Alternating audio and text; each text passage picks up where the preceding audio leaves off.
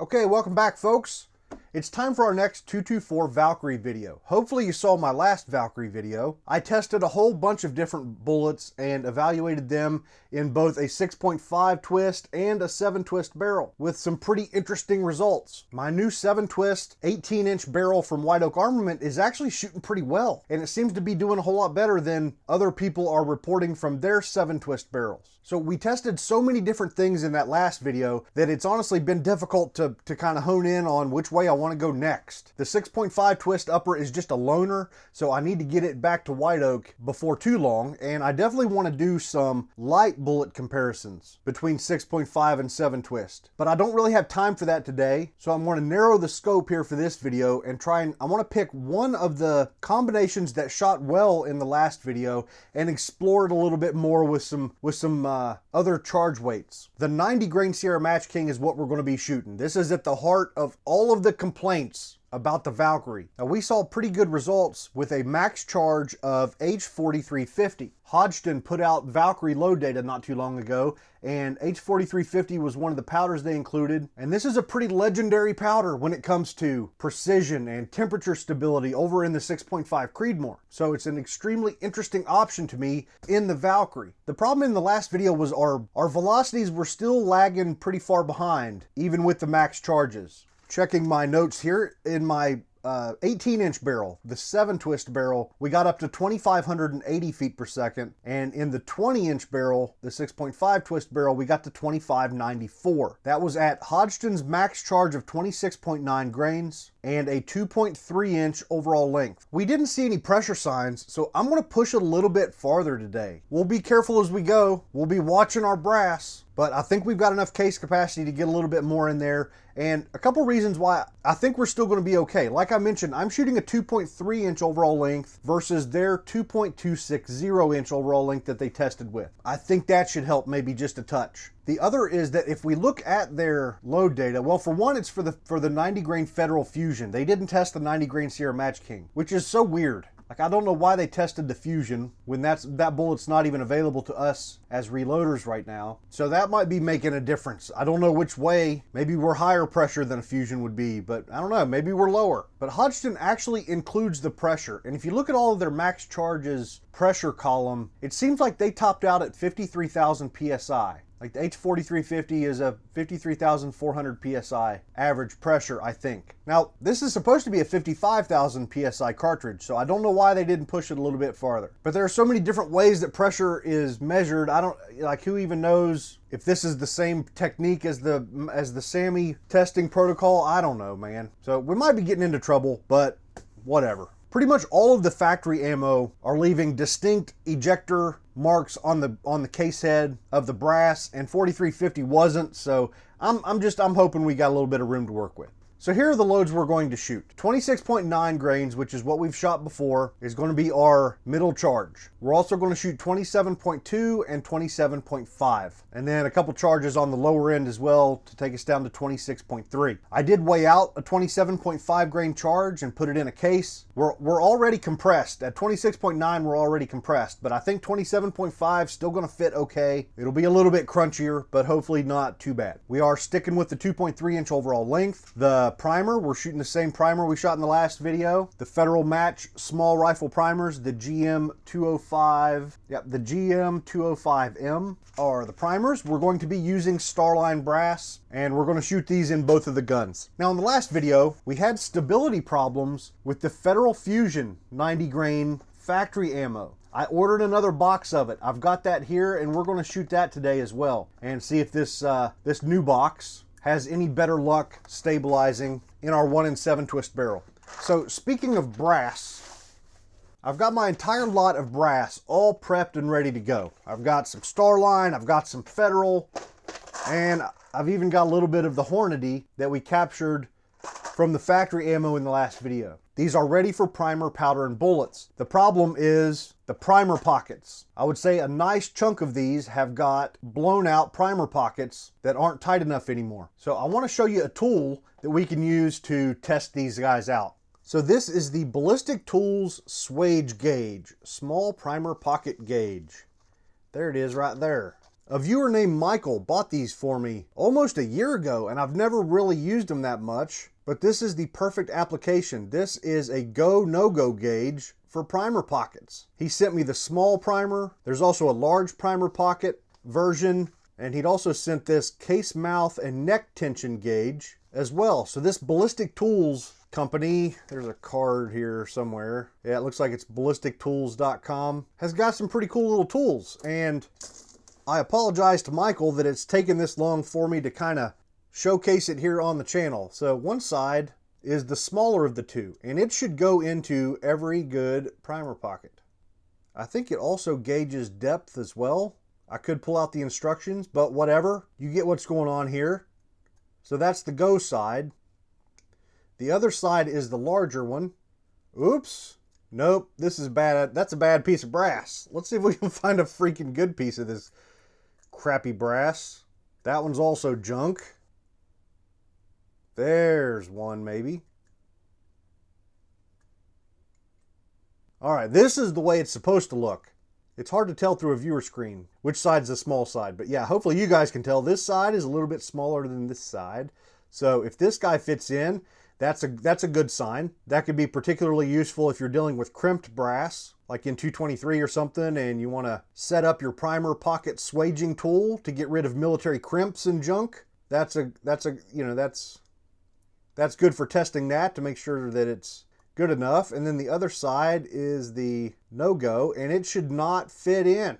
And if it does fit in, it means that primer pocket is too loose. This one seems to be just barely good. Like it goes down in there a little bit, and if I wiggle it, it seems like it wants to go, but it's not going. So I think that's good. That's a piece of the nickel-plated brass from the 60 grain ballistic tip factory ammo. Some of these I've shot, like some of this is once fired factory stuff, and some of it's twice fired and whatever. So there's the go side. There's the no-go. That piece is bad. Go side. No-go. That's another one where it kind of wants to start going in there, but it doesn't quite. So we'll call that guy good. Actually, I think that's my bad pile. Yeah, this is my good pile. Yeah, that piece is junk. That piece is junk. So we've tested 7 pieces of brass, and we've got 2 good ones. So that might give you some idea as to what we're dealing with here in the Valkyrie. It is a brass destroying machine. Yeah, that piece is just... if I can get it back out of there. Yeah, it's going in there. Okay, that one's a good piece. So hopefully you get the idea of this tool and why it could be such a time saver for a 224 Valkyrie reloader, or if you're reloading some other cartridge that is bad about loose primer pockets, this could really save you some time. But all of this so far is a waste of time because we're not going to shoot federal brass today. We're going to shoot Starline, which is that tote back there.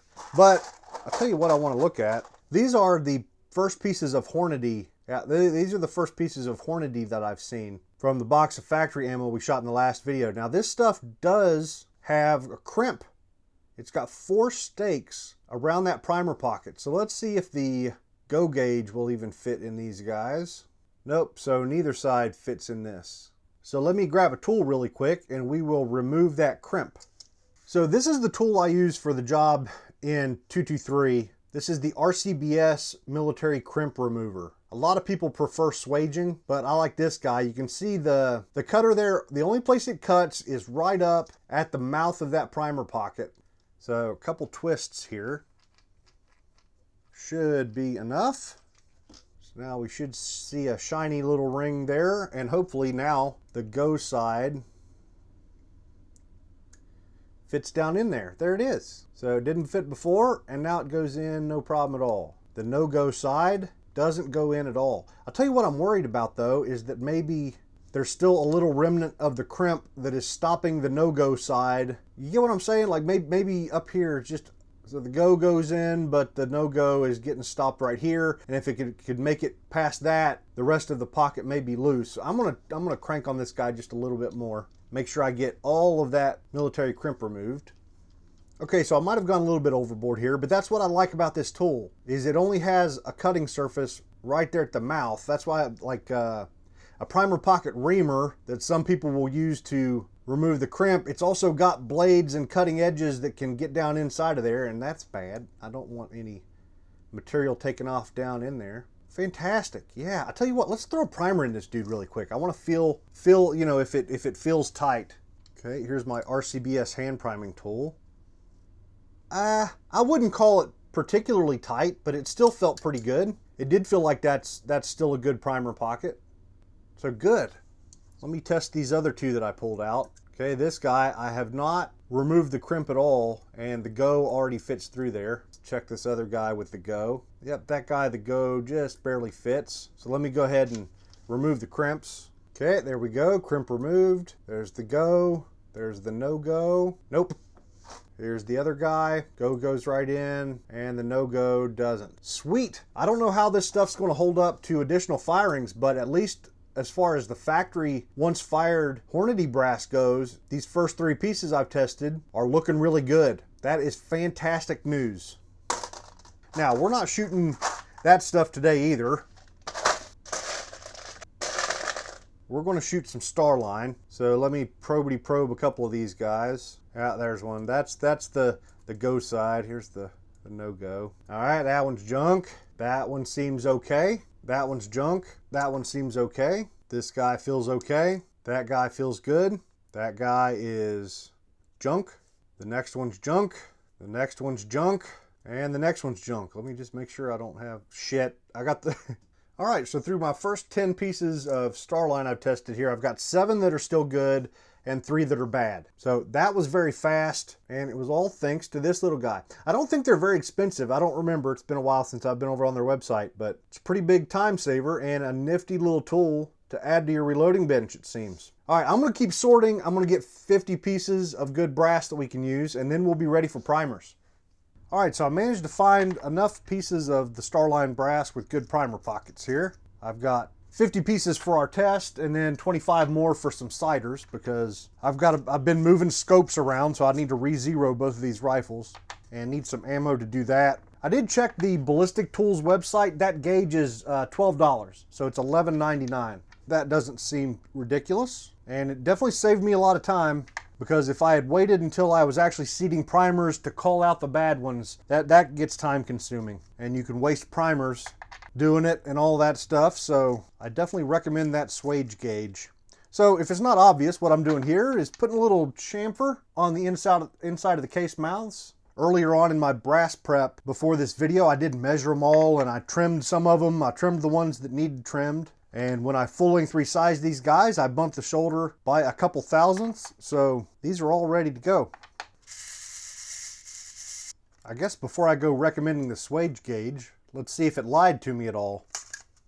Now, one good thing I'm finding here as I'm priming is some of these are still just a little bit loose, but not bad. Like, I'm only on the 14th one so far, but I haven't found any that I wouldn't want to shoot. But I've had several that are still pretty loose. Like, this is definitely going to be their last firing. So I was worried that maybe the swage gauge was making me throw out pieces that maybe had one more firing on them, but it doesn't seem like that's the case. Did that make sense? Hopefully that made sense.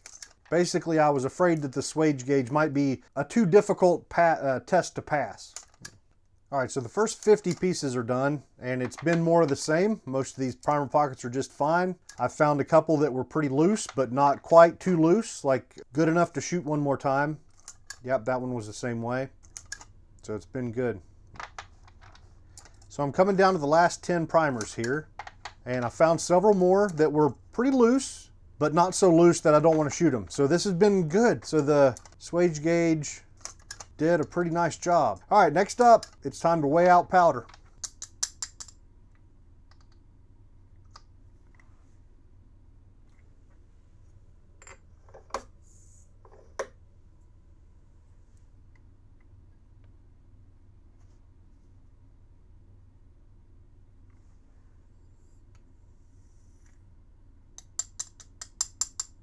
All right, let's get these bullets seated. My notes say that in the last video with the Hornady comparator, we had about a 1.820 inch cartridge-based ogive number. So let's get that guy dialed in. I am using Hornady custom grade seating die with their micro just seating stem. And the actual seating stem in this guy is the 75 and 80 grain ELD match and AMAX stem, which fits these Match Kings pretty well. So that's what we're using. So let's get her dialed in here.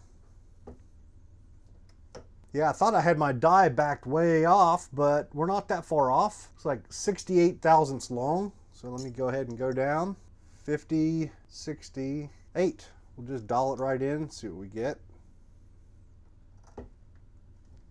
Now even our lightest charge here, just a little bit of a crunch there, and the overall length still a touch long, 1.823. So let me go ahead and seat a couple of them. We'll make sure we're getting consistent numbers. 1.8225, 1.8225, 1.8225, 1.823. So pretty consistent here, 1.8225. So if we measure to the tip, we should be maybe just a touch long. 2.301, 2.308. I'll set that guy aside as my long one. 2.304, 2.303, and 2.304. So it's not uncommon to see some variation like that. I'm going to go ahead and go down 2 thousandths and run them back through one more time. Now as I move forward and the charges get more and more compressed, that overall length's going to grow on me a little bit, and I'll need to make some small tweaks to the die to keep that cartridge-based ogive number consistent. Now what I'll do is I'll jump forward. This is one of the max charges, the 27.5 grain charge, which is going to be quite a bit more compressed. So 1.825. So around 5 thousandths difference in overall length as we go forward. So that's pretty much it, folks. I'm going to get the rest of these guys seated, and I'll just see you out on the range. All right, folks, let's start out the range test with this stuff, the 90 grain Federal Fusion factory ammo. I've got 20 pieces of it, so we're going to do a 10-shot group in each gun. All of our groups today are going to be at 100 yards. The first gun is our 18-inch barrel. It's got a rifle-length gas system and a 1-in-7 twist. This is the barrel that would not stabilize the Fusions in the last video. So I don't have my suppressor on there. I don't want to get a baffle strike if these things are going to fly sideways. So I'm expecting a terrible group with bullets going through the paper sideways, probably 4 or 5 inches. So let's see what happens.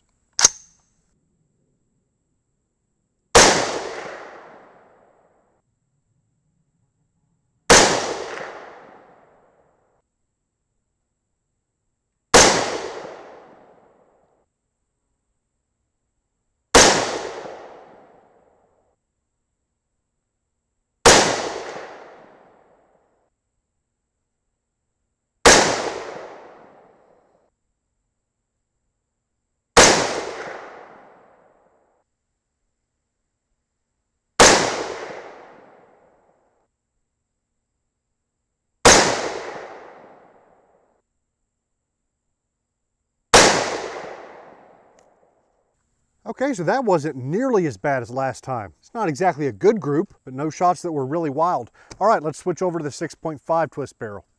Okay, so this one is a complete upper from White Oak Armament. It is a 20-inch barrel with a 1-in-6.5 twist. Now this guy stabilized the Federal Fusion no problem in the last video, so I want to go ahead and screw my suppressor on for this guy, also using my MagnetoSpeed chronograph. So let's see how this stuff groups.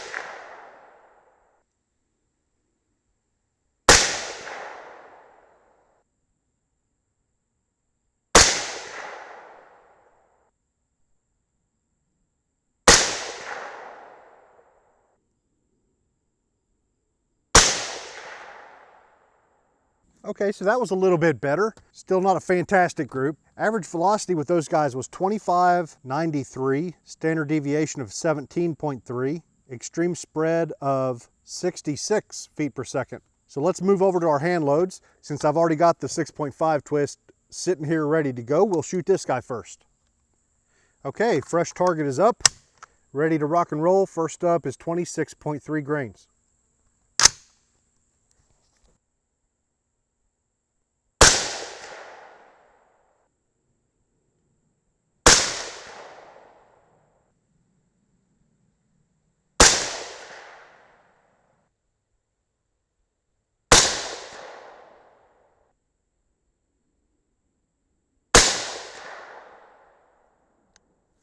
So the third shot kind of screwed that one up a little bit, but still not a bad group. 2533 feet per second, 4.7 standard deviation, and 13 for an extreme spread. Those are pretty good numbers. Next up, 26.6 grains.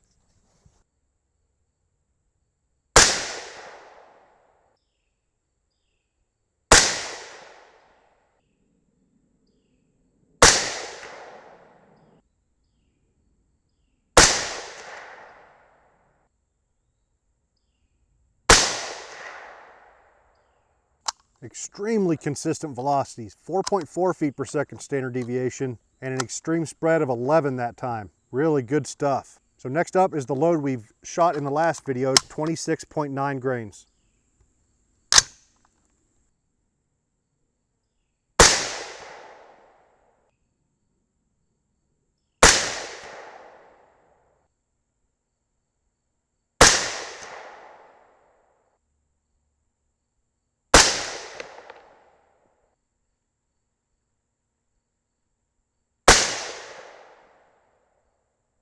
All right, did I get them all in there? I think I did. And of course, our best group so far has by far the worst standard deviation at a 12.2. Extreme spread of 34. All right, now it's time to start living dangerously. We're going above max. So this is 27.2 grains.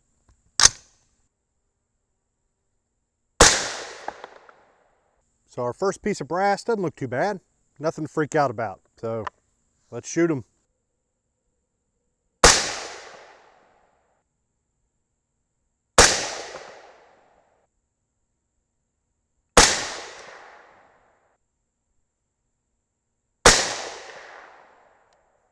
Okay, last up, 27.5 grains.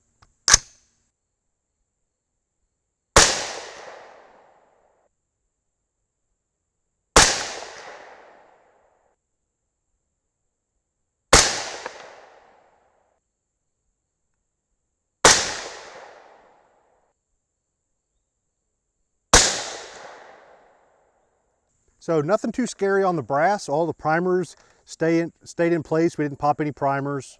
And we'll have a closer look once we get back to the bench, but everything seemed okay up to 27.5.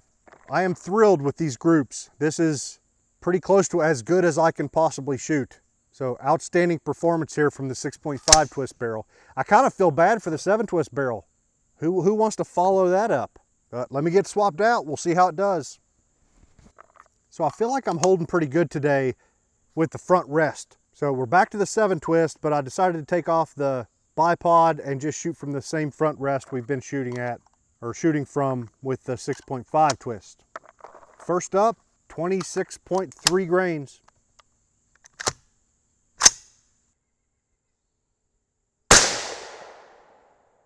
Crap, I forgot to change my zero. I'm an idiot.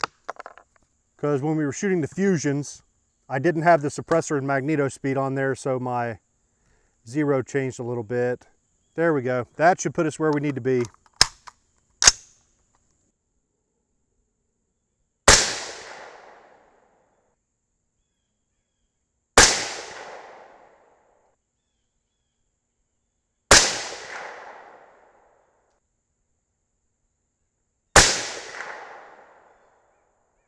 Okay, so our 4-shot group wasn't a bad start, and we're back to the incredibly low standard deviation number, 4.2. Extreme spread on that guy was 9 for the 5 shots. Really good stuff. And so with the 6.5 twist barrel, the 20-inch barrel, the velocity was 2533. So we only lost 6 feet per second when we gave up the 2 inches of barrel. Okay, next up, 26.6.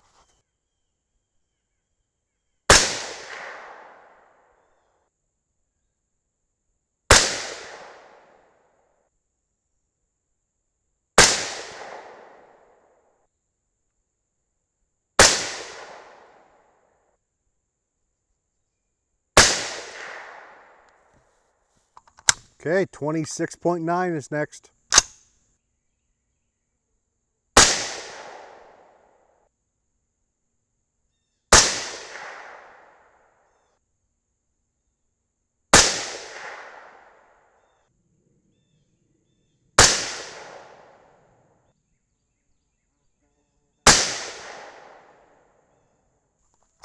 27.2.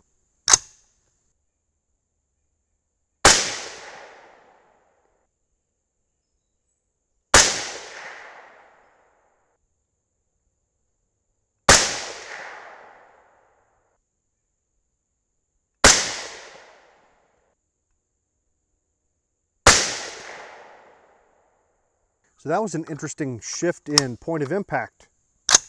One more to go, 27.5 grains.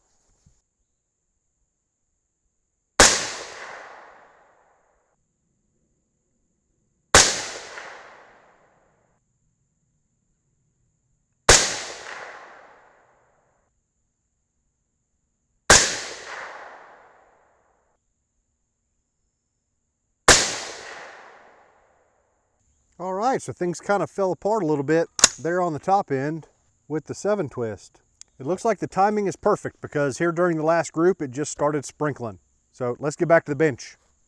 Okay, let's start with a look at some brass, and we'll start with the 6.5 twist gun. One thing I forgot to mention out on the range, this does have a rifle length +1 gas system. And so far it has been a really smooth shooter, even with the suppressor on. Now the first 3 rows here, the first 3 charge weights, I never picked them up off the ground until I was up to there. So these are a little bit mixed up. So let's just jump forward to our first load that was over max, 27.2 grains. That's pretty good looking brass. Little bit of an ejector mark maybe here and there, or maybe I'm seeing something that isn't there. No burrs, no problems to speak of. Just good looking brass. Yeah, with this gun, there's not a single piece of scarred up brass that I can even show you.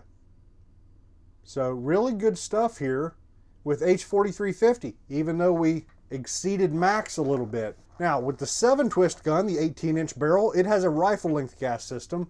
There are a couple pieces here I can show you that have a little bit of a mark. This 18-inch barrel is the one I'm going to be shooting long term on the channel. So I'll probably throw an adjustable gas block on there eventually, but so far this is just standard gas with the suppressor, and it's looking really good. Just a few little shiny spots. You can tell where that ejector was, but no burrs. Nothing to freak out about at all. Now, some other powders aren't quite so good, and neither is the factory ammo. I don't remember which one's which one belongs to the 18-inch barrel and which one belongs to the 20. But even so, with this fusion brass, they both came out of this one. I'm assuming this is probably the 18-inch barrel, but as you'll see, they're not too bad either. Some of the other flavors of factory ammo have raised up some burrs on us, but at least the Fusion isn't too bad. And it's not a huge surprise because the Fusion's a little bit lower velocity than the 90 grain Sierra Match King factory load. So this stuff is not loaded too terribly hot. So all 20 of these pieces should be reloadable brass, assuming their primer pockets are still halfway decent, which is definitely no guarantee.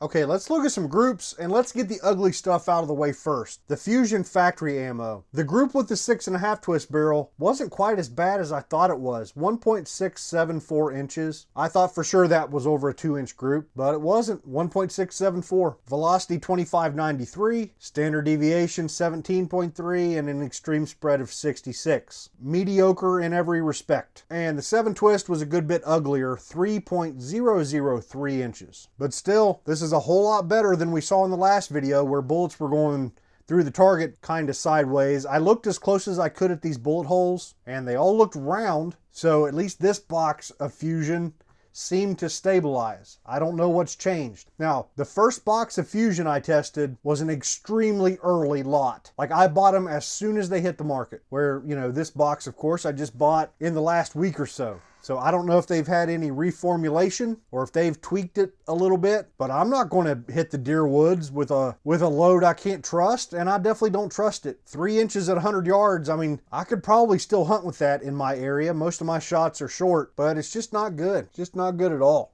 Okay, now let's move on to the good stuff. Our hand loads today shot incredible, right? This looks like one of our 223 targets with a really good bullet and powder combination. So don't let anybody tell you that the cartridge itself isn't capable of accuracy. White Oak seems to be chambering these guys right. And if you use the AR Stoner magazine I'm using, where we can go all the way out to 2.3 inches of overall length, which puts us like 10 thousandths off the lands. Both of these barrels are chambered identically. Like whenever I was measuring distance to the lands in both, they were within 1 or 2 thousandths of one another. So White Oak seems to be chambering just perfectly for the 90s. And if you didn't see the last video, the 95 grain Match King shot better in both of the guns. The 1-in-7 twist actually stabilizes the 95s and shot some really good groups. So I'm super impressed with today's target, but I can't wait to get back to the 95 and see if things tighten up even more, particularly in the 1-in-7. So our best group was in the middle with the 6.5 twist barrel. That was a .328 incher. Our worst group with the 6.5 twist was the first one at .896. So all 10 groups today under an inch, and several groups where the majority of the group size is just my crappy shooting. Like once it gets down to about a ½ inch, if you guys watch my other videos, you know, like once things get down to about a ½ inch, that's about as good as I can reliably shoot. So if you take somebody who could shoot a little bit better, who knows how small these groups would be. Pretty stable point of impact in both guns. The 6.5 twist barrel seemed to be drifting left just a little bit as our charge weights went up, but not a ton, like a ½ MOA, and maybe just the slightest downward shift as we went, maybe a ¼ MOA.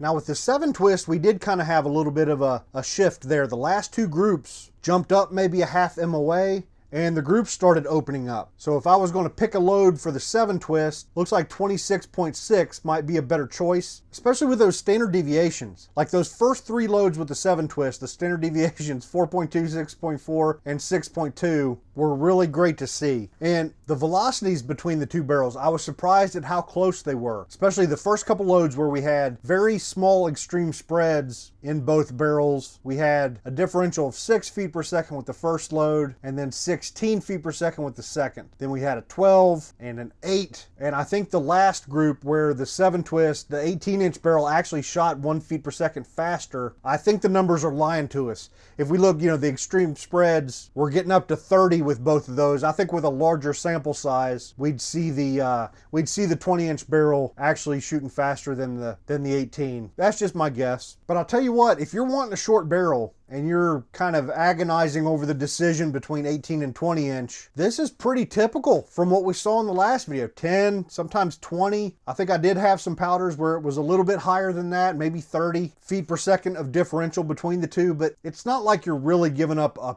ton. So the convenience of the 18-inch barrel, especially when you're going to screw a suppressor on it like I am, it's worth it to me to give up, 10 or 20 feet per second. So I think that's about it, folks. I've got several other things I needed to talk about in 224 Valkyrie. Most importantly, seating dies. Let me pull it out here real quick. The 22 caliber Hornady custom grade seating die, especially when you put the micro just seating stem on there. This guy clearly did a pretty good job today. And like I think I mentioned earlier, the ELD seating stem for the 75 and 80 grain ELD match, this actually fits the 90 and 95 grain Sierra Match King better than it does the 88 grain Hornady ELD match. So I'm hoping Hornady might release a stem for the 88. This stem is the 397100. The standard stem that comes with the die, which is actually that guy right there, fits terrible. So if you're shooting the Match Kings and you're going with a Hornady die, you definitely want to go ahead and grab their ELD seating stem. So I'll talk about it in more depth in the next video. We'll just push this on to the next video. This one's already getting rather long, but I definitely prefer this guy over the standard RCBS seating die that I tried, and also the Forster Ultra Micrometer seating die. So for this video, this was a combination that I felt sure was going to be good. H4350 shot really well in the last video. This was kind of a victory lap, right? We were just kind of verifying what was good in the last video. For the next video, I want to switch to Alliant Reloader 17. Much higher velocity with Reloader 17 than we're able to get with H4350. But the problem is in the last video, both barrels shot really crappy with Reloader 17. So while this video was a bit of a celebration of what works, the next video will be an investigation into what really doesn't seem to be working. I'm hoping maybe as we back off the charges a little bit from max with Reloader 17, the groups will tighten up. I don't know. We'll see. So that's what I got planned next. After that video, I want to explore some light bullets, some very light bullets. So those of you out there who are thinking about this cartridge as a varmint hunting cartridge, I want to try some 50s and 52s and 55s and 60s, some of the lighter bullets where we can really get very high velocities, and we'll see whether the 6.5 twist barrel has any problems. Because, you know, here on the heavy end of the bullet spectrum, we have to worry about the 1 in 7 not stabilizing them. On the lighter end of the spectrum, we have to worry about the 6.5 twist spinning them so fast that they come apart. So if that's going to be a problem, I want to highlight it because, well, I need to get this upper back to White Oak Armament before too long. So while I've got the opportunity, I definitely want to test that. So that's about it, folks. Thanks for joining me today, and I will see you next time.